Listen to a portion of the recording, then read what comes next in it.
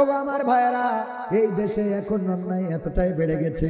গত 16 বছর, এই 16 বছরের মধ্যে আমি তো 2019 থেকে মাঠে ময়দানে, করোনার পর থেকে বলা যায় 20-21 থেকে মাঠে ময়দানে, কোনোদিন আমার গাড়িতে আক্রমণ হয় নাই, কোনোদিন আমার গাড়ি ভাঙচুর হয় নাই। গতকালকে মাহফিল করে ফেরার পথে আমি যখন যমুনা পারে হইলাম, হওয়ার পরে শুধুমাত্র আমার গাড়িটা নয়, আমার গাড়ি বজলুর রশিদ আঙ্কেলের গাড়ি, সেই সাথে আবার তার জামাতা আব্দুল বারী রশিদের গাড়ি, সেই সাথে আমাদের আরেকজন বক্তা জহিরুল ইসলাম জিহাদি, তাকে তো অ্যাটাক করে রক্তাক্ত করে তার কাছ থেকে ছিনিয়ে নিয়েছে, মাল সম্পদ মোবাইল টাকা পয়সা নিয়েছে। আমার গাড়িতে হঠাৎ করে কি যেন ব্লাস্ট হলো, মনে হলো আমার টায়ার বাস্ট হয়েছে কিনা, দাঁড়াতে যেয়ে আবার দাঁড়ালাম না, চিন্তা করলাম টায়ার বাস্ট হইলে তো গাড়ি অন্তত খারাপ ভাবে চলতো। সামনে গেলাম, আরো সামনে এগিয়ে গেলাম, আমার ক্যামেরাম্যানকে বললাম কি হলো, এমন ঝাঁকুনি দিয়ে কি বাস্ট হলো? গ্লাস খুলে দেখে আমার গাড়িতে ইট মেরেছে। ওগো আমার ভাইয়েরা, চিন্তায় বেড়ে গেছে, চুরি বেড়ে গেছে, ডাকাতি বেড়ে গেছে। গতকাল চৌগাছায় একজনের বাড়ি গোয়ালের গরু, গোয়ালের তালা ভেঙে 5টা গরু চুরি করে নিয়ে গিয়েছে। এই কাজগুলো চলছে।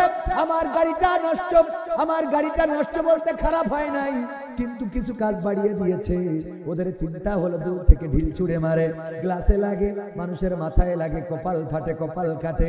অনেক সময় গাড়িতে এমন জায়গায় লাগে ইঞ্জিন বিকল হয়ে যেতে পারে, আর যদি বিকল হয়ে যায়, সামনে দাঁড়িয়ে যায়, ওই ডাকাতগুলো আসবে, চিন্তাই করবে। গত 16 বছর এমন কোন আক্রমণের শিকার আমি হই নাই, এখনো হইলাম। তার কারণটা কি? তার কারণ আমাদের বোঝা শেষ। এই দেশে এমন চক্রান্ত চলছে, মানুষেরা যেন বলে আগেই তো ভালো ছিল। কথা বোঝেন না? উদাহরণ দিলে বুঝবেন। আল্লামা সাইদি, দেলোয়ার হুসাইন সাইদি রাহিমাহুল্লাহ, উনি বললেন, একবার এক কাফন বিক্রেতা মৃত্যুর সময় সন্তানদেরকে ডেকে বললেন, ও আমার সন্তানেরা শোনো, আমি মারা যাওয়ার পরে তোমরা যেটা করবা, আমারে সবাই কাফন চোর বলে, আমারে কাফন চোরা বলে, তোমরা এমন কিছু করবা যাতে মানুষ আমারে অন্তত ভালো বলে। সন্তানরা চিন্তা করলো, আব্বা যেহেতু মারা গেছে, আমরা আর কাফন চুরি করব না, আমরা আর চিন্তায় চাঁদাবাজি করব না, আমরা এমন কিছু করব যাতে আব্বারে ভালো বলে। এই জন্য সব কিছু ছেড়ে ছুড়ে দিয়ে মসজিদে ঢুকে গেল, নামাজ পড়ে 5 ওয়াক্ত।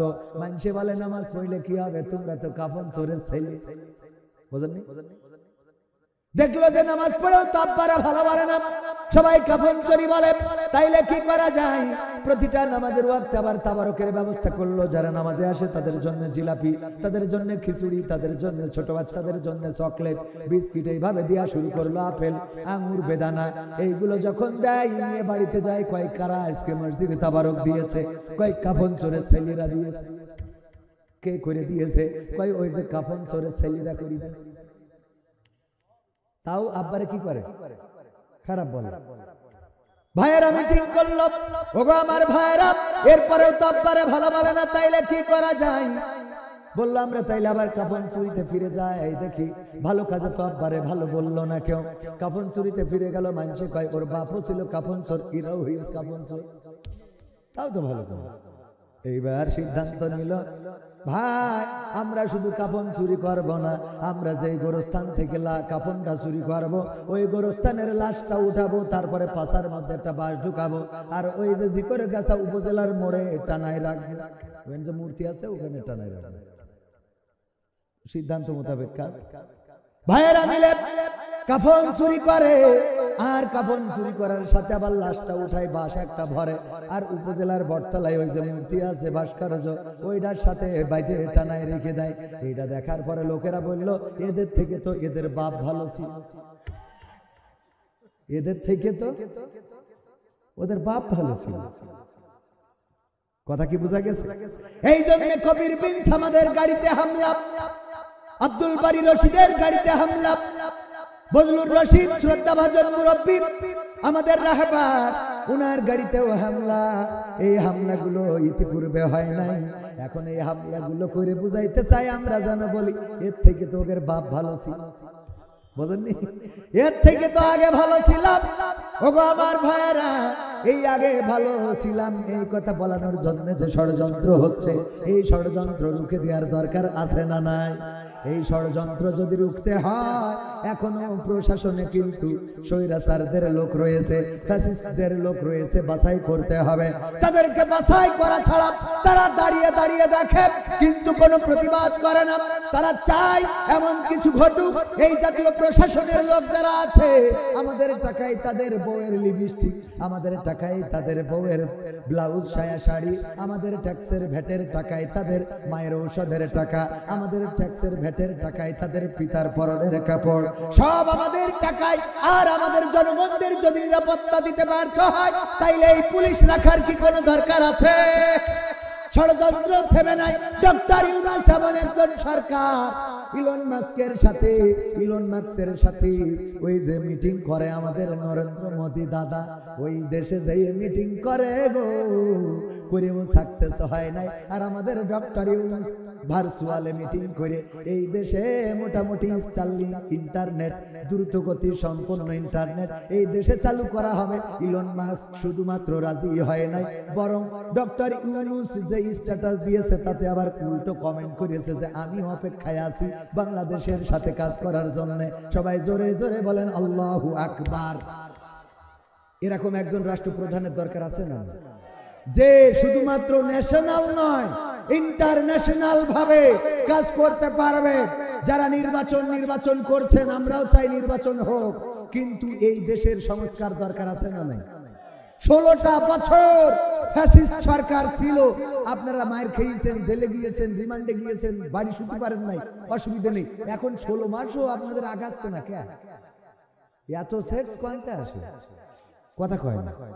আবার আজকে যে কট্টর হরতাল অবরোধ দেখেছেন, যদিও রাস্তায় কেউ নামে নাই, কিন্তু যারা ডেকেছেন তাদেরকে বলবো 16টা বছর তো চেয়ারে আরামেই ছিলেন, ফুরফুরিয়ে বাতাস খেয়েছেন। কবির বিন সামাদের নাম ব্যানারে লিখলেও আমার জিগর কাছাই, আল্লাহর ওলিরা পরহেজগার বান্দারা ওরা ব্যানার পর্যন্ত চেঞ্জ করে দিয়েছে, জিগর কাছাই উঠতে দেয় নাই আমার। তো 16 বছর আমাদের তো কথা বলতে দেন নাই, 16 বছর আরামেই ছিলেন, তা 16টা মাস অন্তত ঠান্ডা থাকে। কথা কয় না, 16টা মাস কি ঠান্ডা থাকা যায় না? এ কি রাজনীতির কথা বলছে? তাহলে 16টা মাস ডক্টর ইউনূসের একটু কাজ করতে দেন, সে কাজ করুক, তাই না? ভালো কিছু করুক। সভাপতি সাহেব, আমার কথা কি খারাপ লাগে শোনা? আমি তো রাজনীতির কথার মধ্যে মোট যাবো না, এটা দেশের জন্য বলছি, মানুষের জন্য, মানুষের কল্যাণের জন্য। না বললে শোনা বোঝে না অনেকে, আল্লাহ কবুল করুন, বলেন আমিন। তো 16টা মাস অন্তত একটু ধৈর্য ধরলে অসুবিধা হয়? এক্ষুনি রাস্তায় নামতে হবে কিছুর জন্য, আবার এক্ষুনি ভোট দিতে পারি। 16টা মাস অন্তত দেখা যাক কি হয়। 16 বছর যদি আমরা ধৈর্য ধরতে পারি, 16 মাসে তো অসুবিধা নেই। এ জানে এমন হয়ে গেছে, মেয়ে দেখতে গেছে, 25 বছর পর্যন্ত বিয়ে হয়নি, অসুবিধা নেই। দেখতে যেই পছন্দ হয়ে গেছে, বলছে সব বাড়ি সব সেজি বুঝে আসতে, বলছে কে সেজি বুঝে? তুরা যাই টিনে কেটে নিয়ে আমি বসে থাকলাম, বিয়েতে নিয়ে বাড়ি যাইতে হবে। তুই 25 বছর যদি ধৈর্য ধরতে পারিস। ওয়ালাইকুম আসসালাম ওয়া রাহমাতুল্লাহ। আমাদের বিশেষ অতিথি জনাব মোহাম্মদ আশফাকুজ্জামান খান রনি সাহেব প্রধান অতিথি আমাদের মাহফিলে এসেছেন। লিল্লাহি তাকবীর, লিল্লাহি তাকবীর। আল্লাহ ভাইকে হায়াতে তৈয়বা নসিব করে দিন, বলেন আমিন। মাশাআল্লাহ। না ভাইজান, তো আলহামদুলিল্লাহ ইসলামের পক্ষে তার ভূমিকা আছে, আছে না নাই? মাদ্রাসা করেছেন, যে মাদ্রাসায় এইবার মাহফিল হতে যাচ্ছে 26 ফেব্রুয়ারি, তারেক মনোহরের ছবিটা খুব বড় করে আলহামদুলিল্লাহ দেয়া আছে, দেখেছেন না আপনারা? যাবো তো ওই দিন ইনশাআল্লাহ, আল্লাহ আমাদের তৌফিক দিন, বলেন আমিন। তো যাই হোক, এই যে 16টা মাস একটু ধৈর্য ধরে থাকা যায় না? আমি যে কথাই ছিলাম ও কথা মনে আছে যে আপন আপন বলিষ্কারে আপন তো কেউ হয় না, স্বার্থ ছাড়া এই পৃথিবী এই ভুবনে আপন তো কেউ রয় না। এই কথাটা বলছিলাম ওই যে হরতাল থেকে শুরু করেছিলাম, মনে আছে? কেন? কারণটা হলো আজকে হরতালের দিন আমার আওয়ামী লীগ, যুবলীগ, ছাত্রলীগের ভাইয়েরা বলেছিলেন যে আমরা যদি প্রসাব করে দিই, আমরা যদি প্রস্রাব করি, মানে বাংলা কথায় বলে আমরা যদি মুতে দিই, পানির মতো ভেসে যাবে, বলেছে না বলে না? অথচ আজকে একজনও রাজপথে নামে নাই হরতাল পালন করার জন্য। তার কারণ হলো তারা বুঝেছে এখন স্বার্থ নাই, নামারও কোনো দরকার নেই। ঠিক না বেঠে? কারণ জানে আগে শেখ হাসিনা ছিল, স্বার্থ দিত, নিরাপত্তা দিত, টাকা দিত, গম দিত, চাল দিত, ধান দিত, পাট দিত, সয়াবিন তেল দিত, ব্রিজের মধ্যে রড দিত, আমরা সেখানে বাঁশ ঢুকাতাম, পিচ দিত, আমরা সেই জায়গায় 1 ইঞ্চির জায়গায় 5 ইঞ্চির জায়গায় 1 ইঞ্চি ঢালাই দিতাম, এইভাবে মাল টানিছি, খাইছি। এখন তো নেত্রী দিতে পারবে না, সুতরাং রাজপথেও আমরা দাঁড়াবো না। ঠিক না বেঠিক? আমি বলি তোমাদের দল করার কোনো অধিকার নেই। আজকে হরতাল, অন্তত গাড়ি না ভাঙিস, অন্তত ব্রেক তো করাবে। কথা কয় না। আমার কথা যদি রাজনীতির হয় আপনারা বলবেন, আমি কিন্তু রাজনীতির কথা বলতে রাজি না।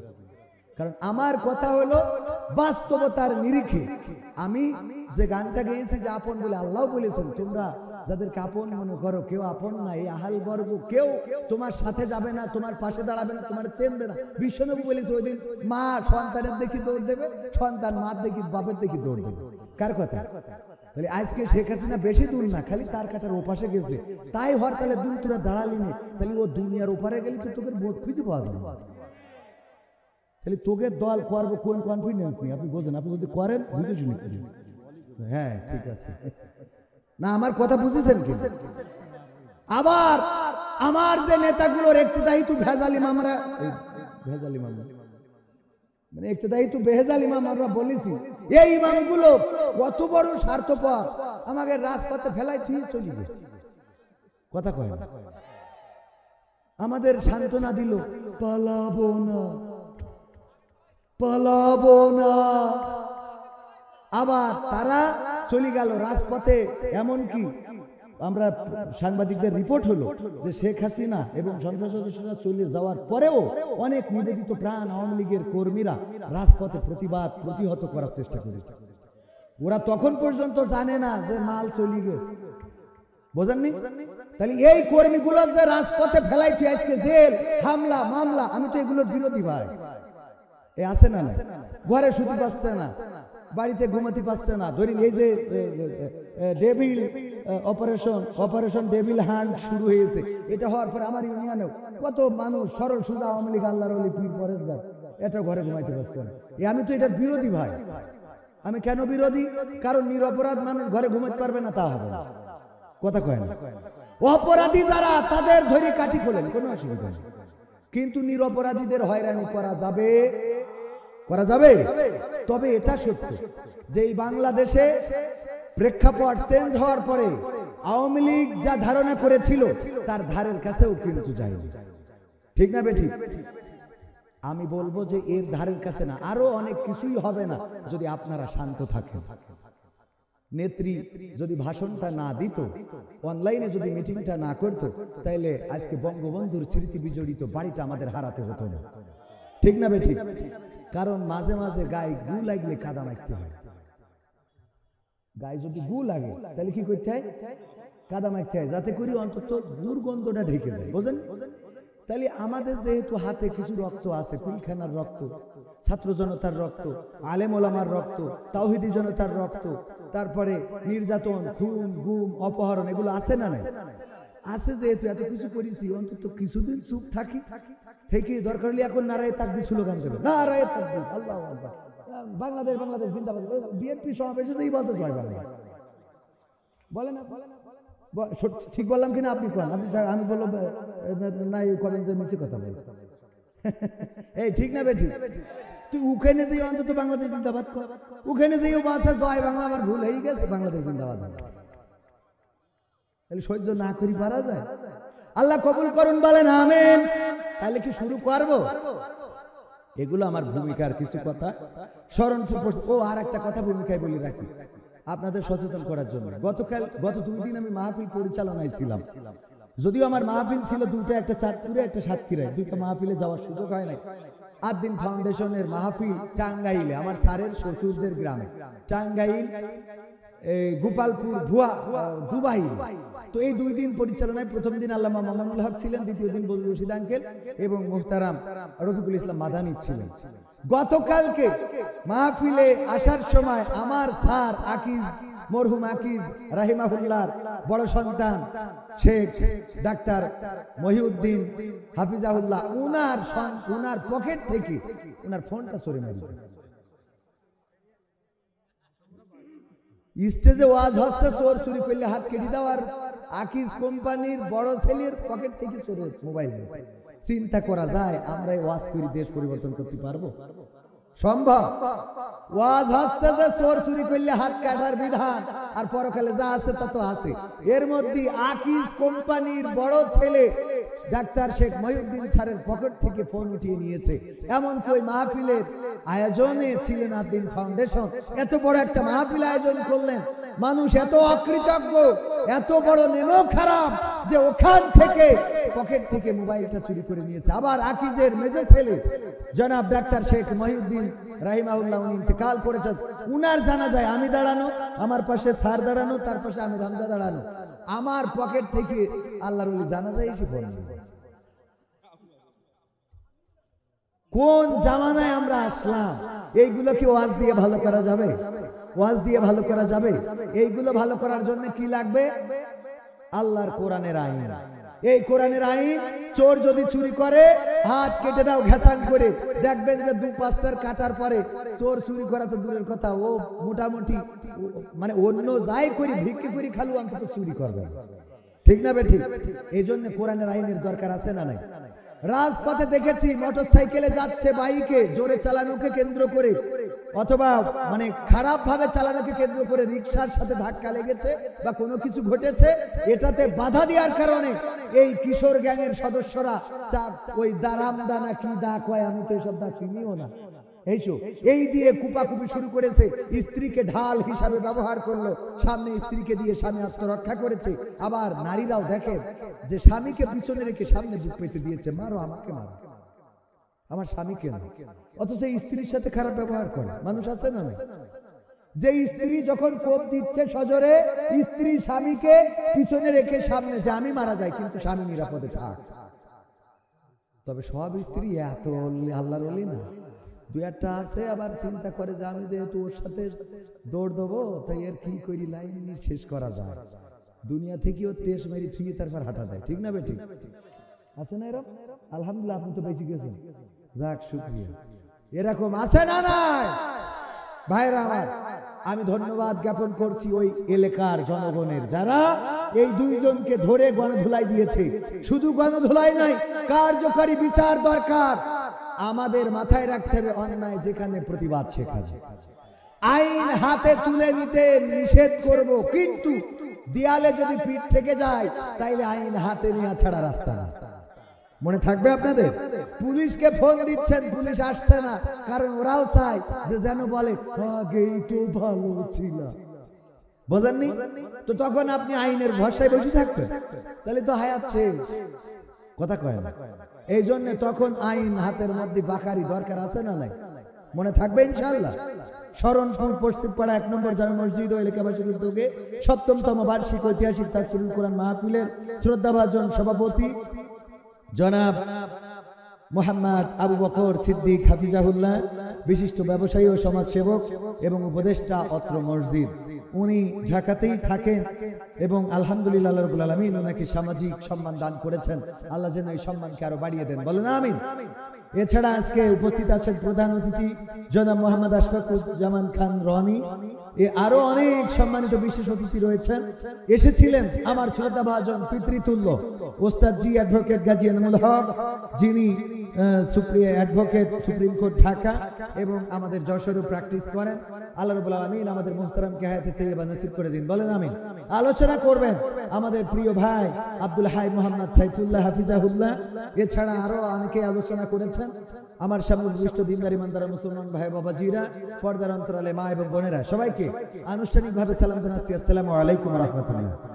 আল্লাহর শুকরিয়া আদায় করছি যে মহান রব দয়া করে মায়া করে আমাদেরকে মানুষ হিসাবে সৃষ্টি করেছেন।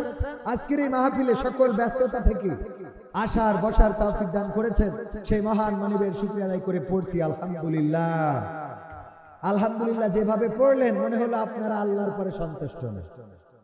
আল্লাহর পরে কি সন্তুষ্ট আপনারা? সন্তুষ্ট কেন হবেন না?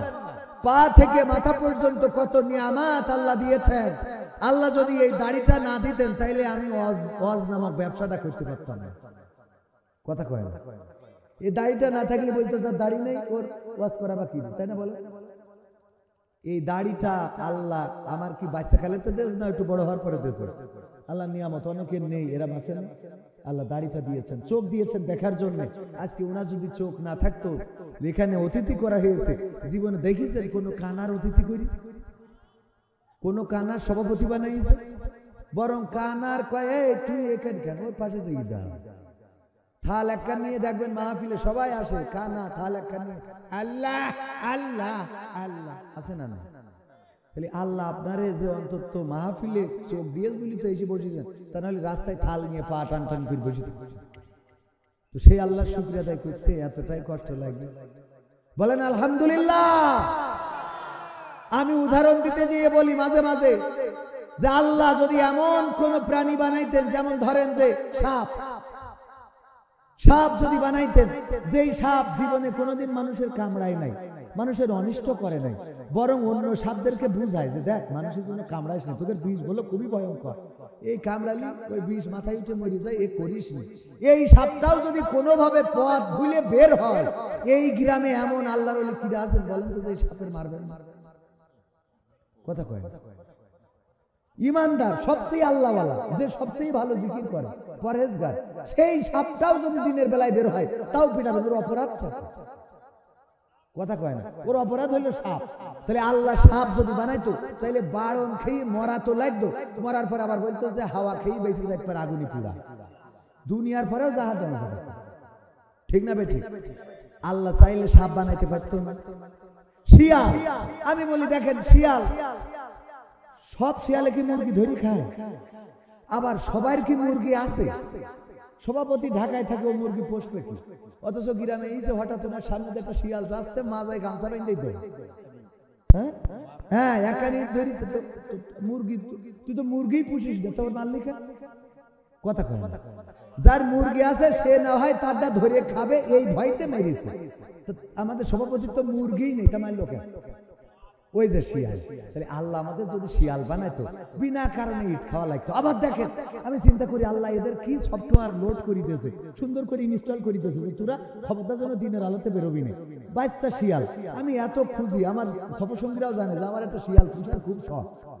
পাখি পুষেছি, মুরগি পুষেছি, হাঁস পুষেছি, খরগোশ আমার বাড়ি আছে, বানরও পুষেছি, শিয়াল আমার একটা শখ, কুত্তাও পুষেছি, হরিণ আমার সার পোষে, ও হরিণের মেলা খরচ, পুষতে হবে, পুষে সরকারে দিয়ে দিতে হবে। তা যাই হোক, শিয়ালও নিয়ে যায়, ভাই ভালো কথা বলিস, আমার স্যারের আছে দেখি যদি, আমার একটু শখের জায়গা থেকে বললাম। এই শিয়াল বাচ্চা আজ পর্যন্ত একটারও দেখলাম না যে কোনো জায়গা থেকে বের হইতে, মানে সফটওয়্যার আল্লাহ লোড করতেছে, তুই বাচ্চা তাই কি, ও কোনোদিন ওর মার বলিনি যে মা তুই না হয় আমলিক করিস, আমি তো বিএনপি। কথার কথা মানে ঠিক কথা না, যে তুই না হয় আমলিক করিস, তোর অসুবিধা আছে, অপরাধ আছে, আমি তো বিএনপি লোক, আমি এখন বেরোতে পারবো না। এই কথা বললেও কোনো বাচ্চা বের হয়েছে? তার মানে ওর মেমোরিতে হইলো যে আমরা যাই করি তাই করি, আমরা মুরগি সর, আমরা আর দিনের আলোতে বেরোনো যাবে না, তাহলে আমাদের বাড়ি টানা করি যাবে। কথা কি বোঝা গেছে? আল্লাহ শুকরিয়া কেন আদায় করবো না বলেন তো? আরো যদি উদাহরণ দিই, মানে এইভাবে উদাহরণ দেবো রাত শেষ হয়ে যাবে, আরো আরো আরো আল্লাহ কোরআনে বলে দিয়েছে, আমার নিয়ামতের কথা যদি তোমরা লেখো, পৃথিবীর সব গাছ যদি কলম বানাও, আর পৃথিবীর সব পানি যদি কালি বানাও, সব শেষ হয়ে যাবে, কিন্তু আমার নিয়ামতের কথা লেখা শেষ। সুবহানাল্লাহ বলবেন না? বলেন আলহামদুলিল্লাহ। ও আমার ভাইরা, যে আল্লাহ আমাদের এত নিয়ামত দিলেন, হাত দিলেন, পা দিলেন, চোখ দিলেন, কান দিলেন, কথা বলার শক্তি দিলেন, দেখার শক্তি দিলেন, মনের ভাষা প্রকাশ করার তৌফিক দিলেন। কোন একটা কুকুর ক্ষুধার জ্বালায় যদি বাড়ির সামনে এসে দাঁড়ায়, অমনি তারে একটা কোপ দিলেন অথবা একটা বাড়ি দিলেন, কিছু ছেলে মারলেন, একটা ক্ষত হয়ে গেল, সেই ক্ষতটায় ঘা হয়ে গেল, ওই ঘায়ের উপরে পোকা হয়ে গেল, কত কষ্ট। কুত্তা শুয়ে থাকে, মরেও না, চিকিৎসা করার মতো কোনো মানুষও নাই, তার দেখার মতো কাউকে পাওয়া যায় না। এমনকি কোনো কুকুরও তার পাশে দাঁড়ানোর সুযোগ নাই, বোঝে না তার কি করবে, করারও কিছু নাই। ওগো আমার ভাইরা, আল্লাহ যদি চাইতেন আমাদের এমন কোন প্রাণী করে পাঠাতে পারতেন যে আমাদের মানুষের দরজায় দরজায় ঘুরে বেড়াতে হতো, আর মানুষের দরজায় দরজায় দাঁড়ায় হয়তো তা কারো লাঠি, কারো ঝাঁটা, কারো ইট, কারো পাটকেল, কারো আক্রমণের শিকার হয়ে যেতাম। আল্লাহ রাব্বুল আলামিন এই প্রাণীগুলোকে বানানোর পরে দেখেন এই প্রাণী কেউ আল্লাহর অবাধ্য হয় নাই। বাঘ কোনদিন সুন্দরবন থেকে বাঘেরা মিছিল নিয়ে আসে নাই যে এই লোকালয়ে আর তোরা বাস করতে পারবি না, আমরা করব। এই কথা কোনদিন বাঘেরা এসে বলেছে নাকি? না, বলে নাই। সাপেরা কোনদিন মিটিং করে দল বেঁধে বলে নাই এই গ্রামটা আমাদের, তোরা এই জায়গা ছেড়ে দে, কোনদিন বলে নাই। সাপেদের জন্য যেই জায়গাটা আল্লাহ নির্দিষ্ট করে দিয়েছেন সেই জায়গায় থাকে, বাঘেদের জন্য যেই জায়গাটা নির্দিষ্ট করা সেখানেই থাকে, শিয়ালের জন্য যেই জায়গাটা নির্দিষ্ট করা সেখানেই থাকে। কোন শিয়াল দিনের আলোতে মিছিল নিয়ে আসলো না যে কেন মুরগির ঘরে দরজা দিবা, আমরা খাইতে পারি না, এখন থেকে মুরগির ঘরের দরজা দিলে 18 তারিখের মতো কট্টর হরতাল অবরোধের ডাক দেব। এই কাজ কোনদিন শিয়াল করে নাই, কারণ তারা জানে আল্লাহ আমাদের বানিয়েছেন এইভাবে, আল্লাহ আমাদের চালাবেন এইভাবে। ওগো আমার ভাইয়েরা, অথচ তারা এইভাবে থেকেও আল্লাহর শুকরিয়া আদায় করে, এমনকি মনিবের গোলামি করে। কুকুরকে আল্লাহ মানুষের অনুগত করে দিয়েছেন, এত বিশ্বস্ত করে দিয়েছেন। একটা কুকুর যদি আমার আশফাকুজ্জামান খান রনি ভাই পুষে থাকেন, ওই কুকুরকে কোনোদিন বিরিয়ানি রান্না করে খাওয়ায় না, ওই কুকুরের জন্য বিদেশ থেকে কোনো খাবার এনে খাওয়ায় না, বরং ওই কুকুর খায় বাড়িতে পড়ে থাকা যে কাঁটাগুলো, যে হাড়গুলো, উচ্ছিষ্টগুলো, সন্তানের জান করা নষ্ট করা খাবারগুলো, এই খাবারগুলো খেয়ে কুকুরটা সারা রাত আমার রনি ভাইয়ের বাসার সামনে রাত জেগে পাহারা দেয়। আমি যখন দরজায় গেলাম, যাওয়ার পরে দরজায় নড়া দিতেই অমনি কুত্তা ওনার আগে উঠে গেছে।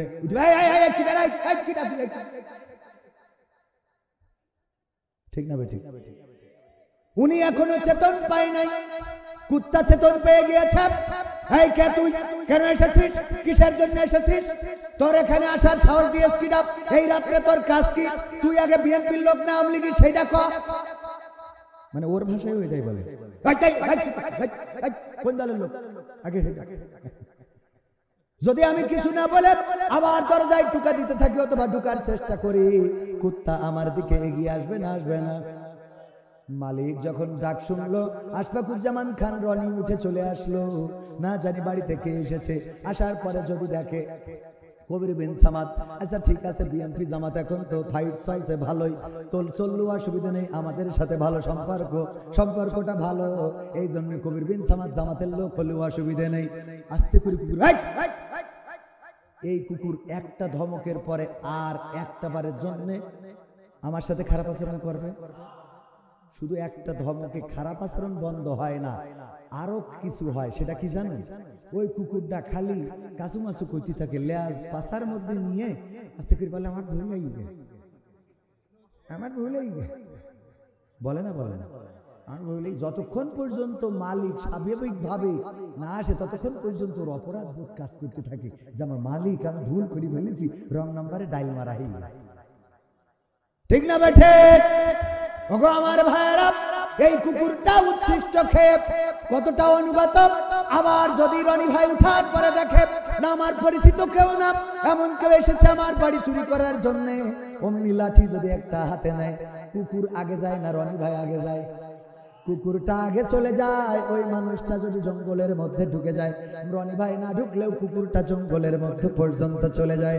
একটু হাড় খাওয়ার পরে, একটু কাটা, একটু উচ্ছিষ্ট খাওয়ার পরে যদি একটা কুকুর তার মালিকের এত অনুগত হয়, আমরা যে রবের থেকে জীবনটা পাইলাম, আল্লাহ বললেন কাইফা তাকফুরুনা বিল্লাহি ওয়া কুনতুম আমওয়াতান ফাহইয়াকুম সুম্মা ইউমীতুকুম সুম্মা ইউহয়িকুম সুম্মা ইলাইহি তুরজাউন।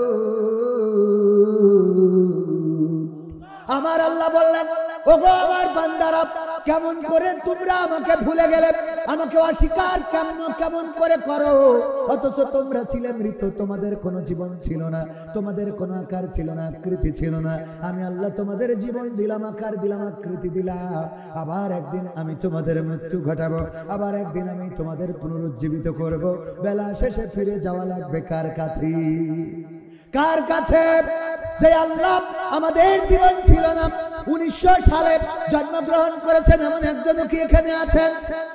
1900 সালে একজন নাই, অথচ 1900 সালেও এই বাংলাদেশে মানুষ ছিল না, ছিল না। এই পৃথিবী ভর্তি মানুষ ছিল, 1900 সালে জন্মগ্রহণ করা মানুষ একজন নাই। আবার 2100 সালে 2100 সালে 2100 সালে এখানে আমরা যারা আছি একজনে থাকবো এমন কোন গ্যারান্টি কেউ দিতে পারবেন? 2100 সাল আমাদের জীবনে আর আসবে না। 2000 সাল আমাদের জীবনে অনেকেই পেয়েছি, ঠিক কিনা? 2000 সাল পেয়েছি, কিন্তু 2100 সাল আমাদের জীবনে আসবে না। যদি আসেও তাও দেখবেন যে টাওয়ার আছে কিন্তু নেটওয়ার্ক পাচ্ছে না। মানে জীবনটা আছে কিন্তু চাচা কোনে যাবে, মানে দাঁত পড়ি যে জিগর ব্যথা ভালো করে বের হবে না, ঠিক না বেটি? আরো নেটওয়ার্ক যদি চলে যায় জিজ্ঞেস করবেন যে চাচা দুপুরে কি দিয়ে খেলে, এখন তোমার চাচি বললো যে শাড়িটা ছিঁড়ে গেছে, তাই যাচ্ছি জিগর গাছ। মানে একটা বলবেন আর একটা শুনবে, তাই না? বল, তাইলে দুনিয়া নেটওয়ার্ক আপ ডাউন করবে। তাইলে দুনিয়ার পরে এই যে আল্লাহ আমাদের নিয়ামত দিলেন, বানালেন, পাঠালেন, উঠাই নেবেন, আল্লাহর শুকরিয়া আদায় করি না ভাইরা আমার? মারা যাওয়ার পরে তো তার কাছেই দাঁড়াতে হবে। আল্লাহ বলবেন ইকরা কিতাবাকা কাফা বিনাফসিকাল ইয়াউমা আলাইকা হাসিবা। ওগো আমার ভাইরা, শুধু তাই নয়, বইটা দেখাতে চাইলাম, আল্লাহ বলল পড়ো তোমার কিতাব, পড়ে তুমি তোমার হিসেব করার জন্য নিজেই যথেষ্ট। এই কিতাব আল্লাহ ধরাই দেবে। শুধু তাই না, একজন মারা যাওয়ার পরে যদি ফোনটা চেক করেন তাইলে বোঝা যায় আল্লাহর বান্দা কোন দিকে যাবি, ঠিক না বেটি? দুনিয়ার পরে খালি ফোনটা চেক করলে বুঝালি। আমার তো মনে হয় আমি একটা হাদিসে পড়েছিলাম, কোন ব্যক্তির মৃত্যুর সময় এসে গেলে আল্লাহ একটা তদন্ত টিম পাঠায়, তদন্ত কমিশন।